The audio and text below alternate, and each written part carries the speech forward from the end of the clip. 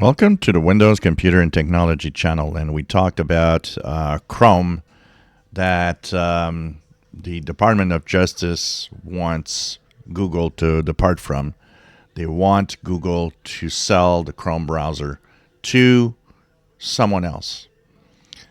Now, there is a problem with this, and thinking, well, does this, work? Is this something that is going to be fine, and Chrome might have, be better or stop being tweaked in the way that Google wants it to be tweaked? Well, there's a problem behind all of this. Even though they are selling, let's say they are selling Google Chrome, one of the problems is that it's based on the Chromium project, which also is heavily influenced by Google itself.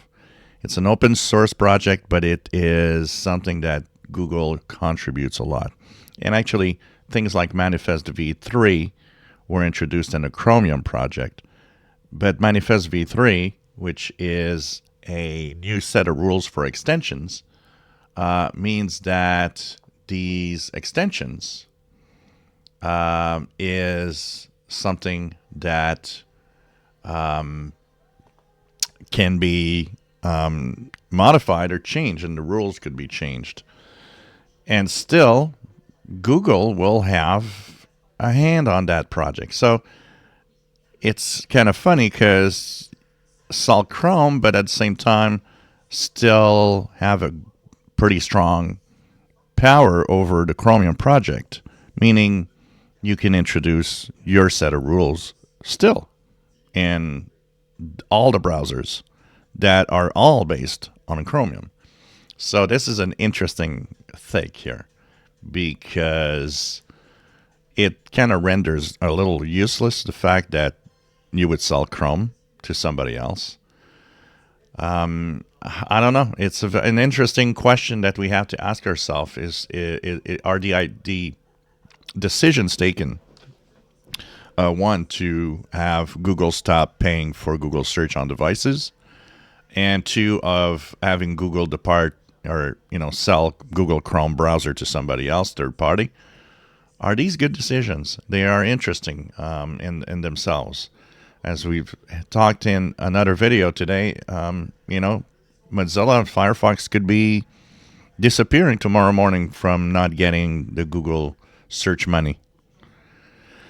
And of course, having Google search on devices that, Google pays these companies to have, tends to make people use Google search, which makes it kind of a monopoly when there are other search engines.